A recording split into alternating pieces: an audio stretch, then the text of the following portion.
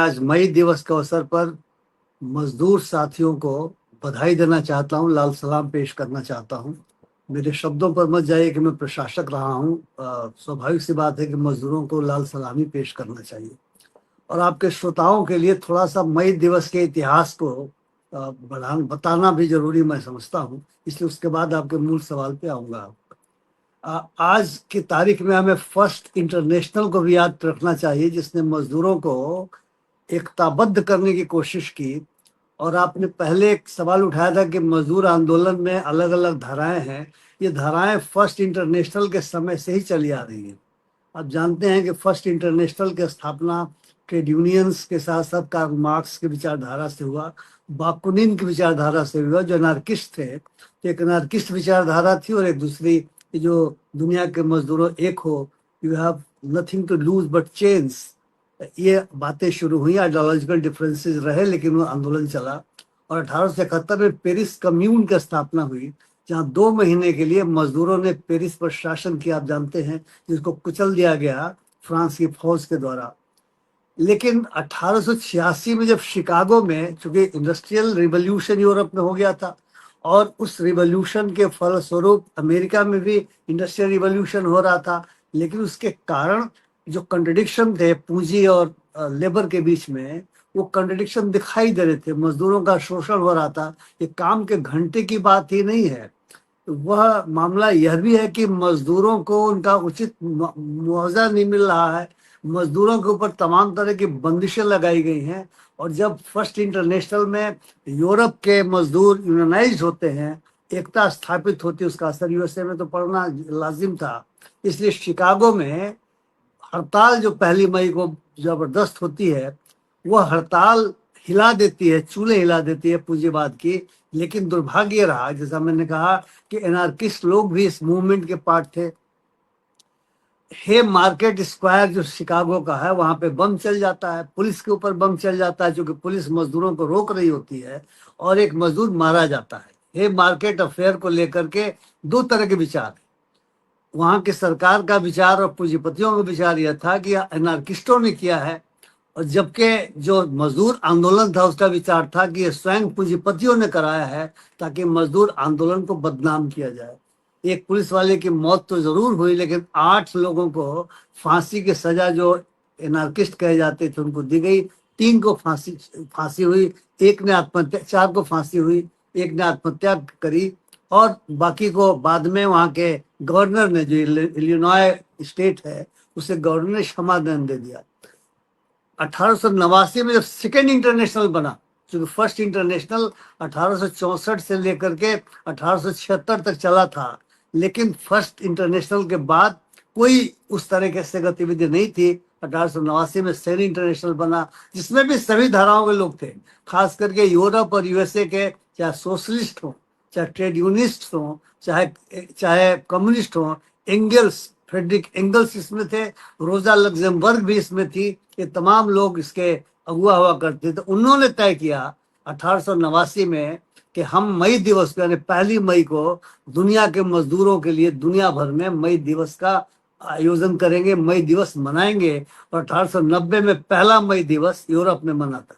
हिंदुस्तान में 1 मई दिवस 1923 में मना था। और आप जानते हैं कि लाल झंडा फहराया गया था। लाल झंडा सोशलिस्टों ने भी बहुत दिनों तक अपने पास रखा था। खास करके ट्रेड यूनियन का तो निशानी लाल झंडा होता है, चाहे हिंद मजदूर सभा भी हो, चाहे हिंद मजदूर किसान पंचायत जो सोशलिस्टों का हुआ करता था, और कम्युनिस्टों का तो आईटक, अभी इंटक भी लाल झंडा ही फहराता है, थोड़ा सा और कुछ रंग लगा दिए होगा। लेकिन आईटक हो, चाहे बाद में सीटू बना, या बहुत सारे दूसरे जो लेफ्ट संगठन हो बनाते हैं। अब महत्वपूर्ण ये हुआ कि बदलते परिवेश में औद्योगिक मजदूर की बजाय अब, या यूं कहा जाए कि इन एडिशन टू दैट, क्योंकि औद्योगिकीकरण में लेबर का कंसंट्रेशन होता है, इसलिए इंडस्ट्रियल वर्कर्स आते हैं, यूनियनाइज्ड होते हैं वो ज्यादा, क्योंकि एक जगह काम करते हैं। लेकिन धीरे धीरे जो स्थितियां आई हैं, वो स्थितियां आई हैं अनऑर्गेनाइज सेक्टर का। अगर हम भारत की बात करेंगे तो असंगठित मजदूरों की संख्या संगठित मजदूरों से बहुत ज्यादा है। और इस असंगठित मजदूरों में ही मिनिमम वेजेस फिक्स किया जाता है, क्योंकि बार्गेनिंग का हिम्मत से सेठ साहब इस बात को जानते हैं कि जहाँ पे बार्गेनिंग होती है, जिसको हम म्यूचुअल बार्गेनिंग कहते हैं, बाईपार्टाइट होता है। हम लोग जब लेबर में थे ट्रिपार्टाइट, हमने बहुत सारे एग्रीमेंट्स कराए थे, और बाकायदा इंडस्ट्रियल डिस्प्यूट एक्ट के तहत बाईपार्टाइट हो चाहे ट्राईपार्टाइट हो, अगर उसका उल्लंघन होता था तो उस पर कार्रवाई करने के प्रावधान, प्रोसिक्यूशन के प्रावधान दिए हुए थे। लेकिन असंगठित क्षेत्र के मजदूर, हम हमारी जो समझ है, हमारी जो जानकारी है, बदल गया होगा मैं नहीं कह सकता, लेकिन बड़ा ही होगा। 94% जो हमारा लेबर फोर्स है हिंदुस्तान का, वह असंगठित क्षेत्र में आता है, और असंगठित क्षेत्र में बिखरे हुए मजदूर होते हैं।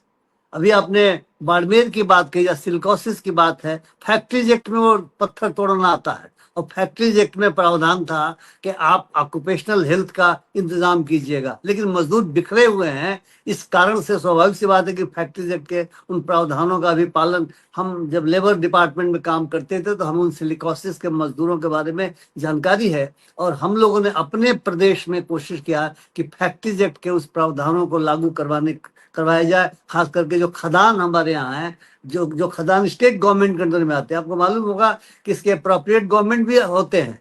जो कोयला का खदान है उसे अप्रोप्रिएट गवर्नमेंट जी जी। सेंट्रल गवर्नमेंट है, और जो बाकी माइंस हैं जो बालू उठाते हैं या पत्थर तोड़ते हैं, इसके लिए अप्रोप्रिएट गवर्नमेंट स्टेट गवर्नमेंट है। तो हम लोगों ने कोशिश किया था कि हमारे यहाँ इस तरह की चीजें नहीं हो सके, लेकिन मैंने जैसा कहा कि मजदूर बिखरे हुए हैं। हिम्मत सेठ साहब ने कहा, और आपने भी बात कहा कि मजदूर आंदोलन में कई धाराएं हैं, और इकोनॉमिज्म बहुत ज्यादा है।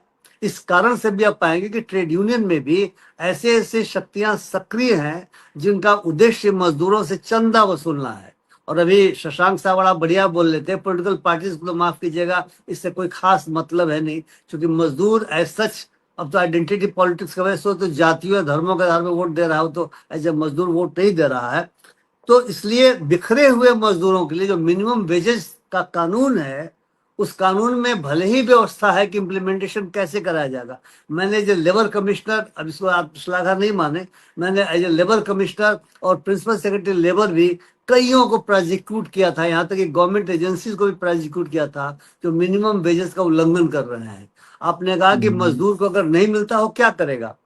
अभी जो कोड बने हैं, मैंने कोड का पूरा अध्ययन नहीं किया है, लेकिन मिनिमम वेजेस एक्ट में प्रावधान दिया गया था कि लेबर सुपरिंटेंडेंट से लेकर के, और बकायदा एएलसी होता था, डीएलसी, उनके यहाँ मुकदमे चलते थे। मैंने जो लेबर कमिश्नर में मुकदमे सुने थे, और बकायदा उसमें कई गुना पेनल्टी करने का भी प्रावधान था, और उसको वसूलने का भी प्रावधान किया गया था। लेकिन ये सही बात है कि मिनिमम वेजेस भी अब एक तरीके से मिसनॉमर हो गया है। हम लोग हर 6-6 महीने में वीडीए देते हैं, वेरिएबल डियर्स अलाउंस देते हैं।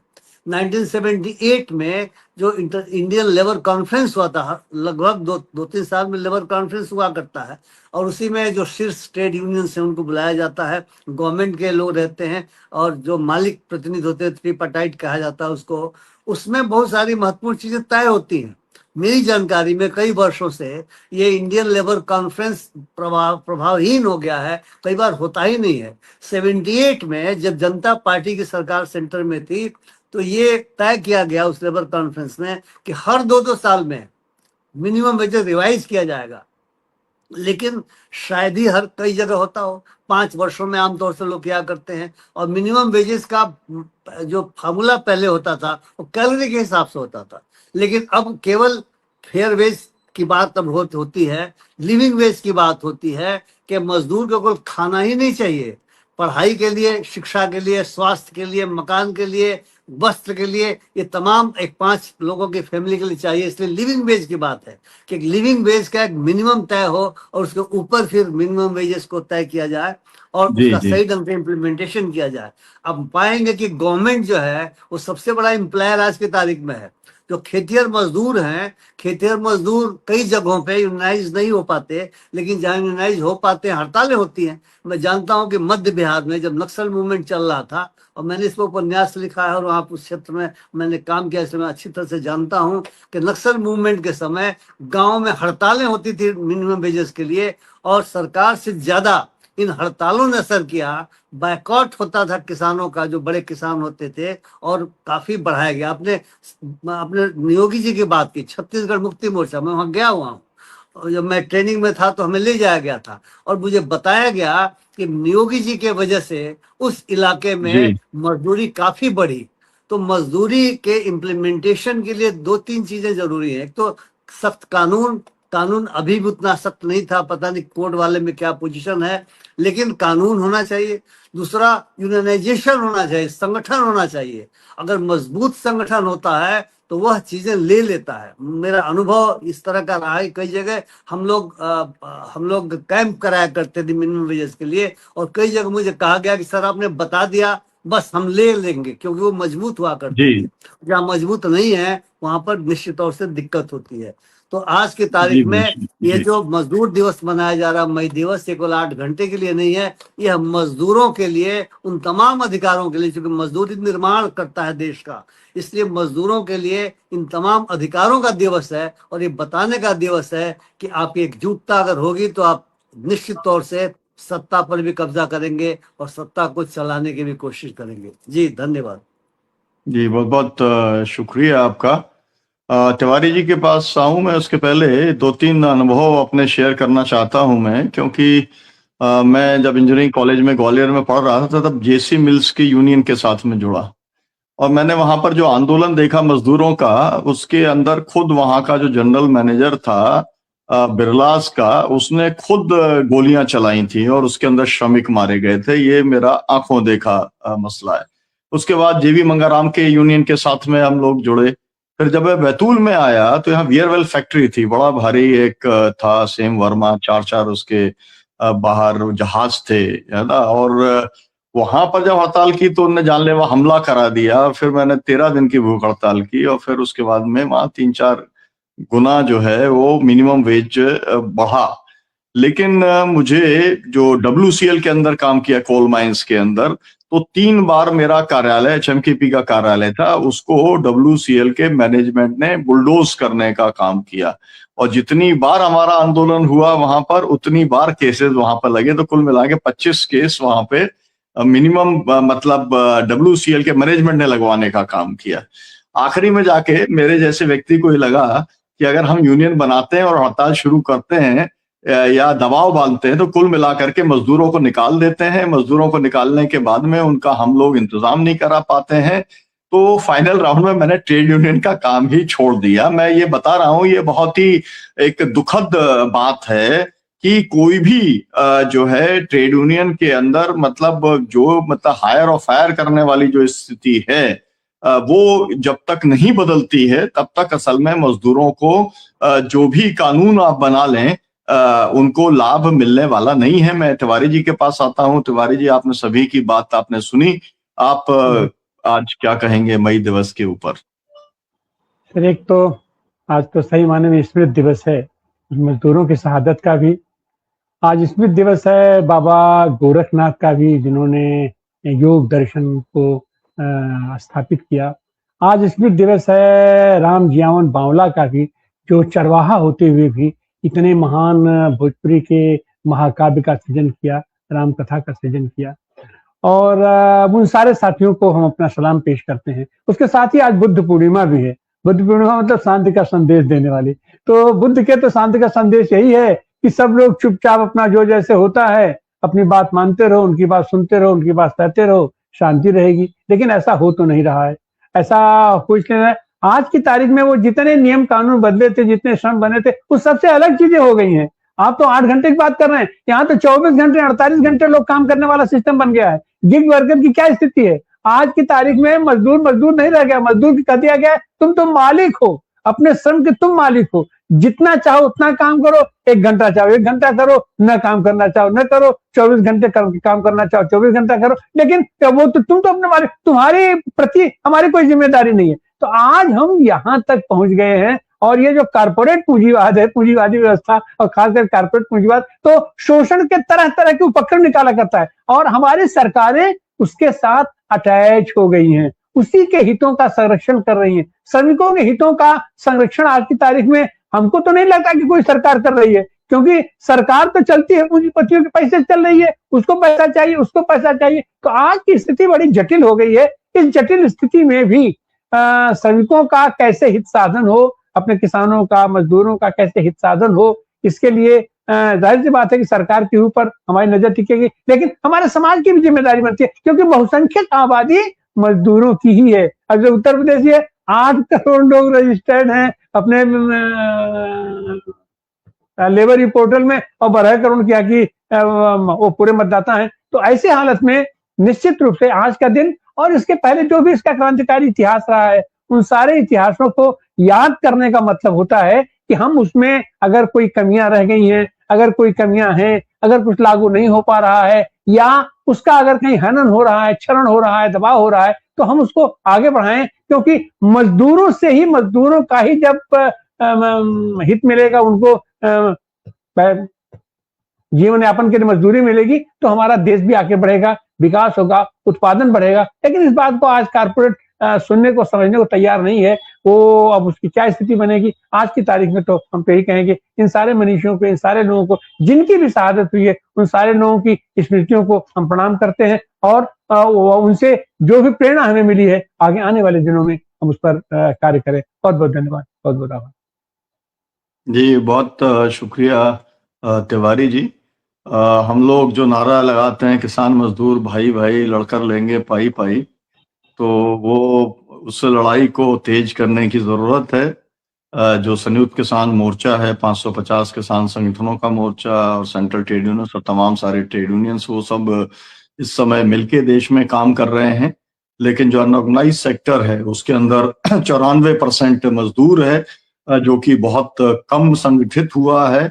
उसके लिए अधिक से अधिक यूनियंस बनाने की जरूरत है, ज्यादा से ज्यादा फुल टाइमर्स खड़े करने की जरूरत है, तब जाकर के उन्हें पूरा दाम अपने मेहनत का, पसीने का मिल सकता है।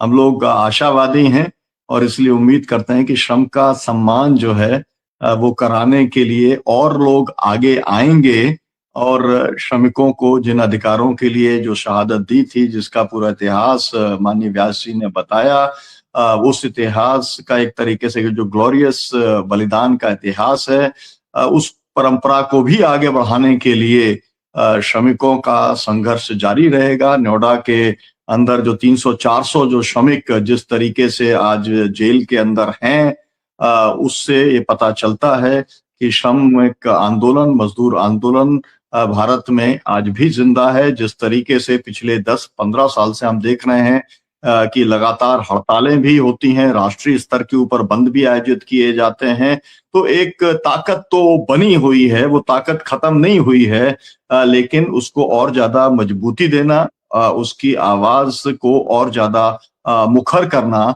और सरकारों पर इतना दबाव डालना कि वे श्रमिकों के अधिकारों के ऊपर जिस तरीके की डकैती कर रही हैं और केवल कॉरपोरेट के इशारे पर काम कर रही हैं, उस पर रोक लग सके।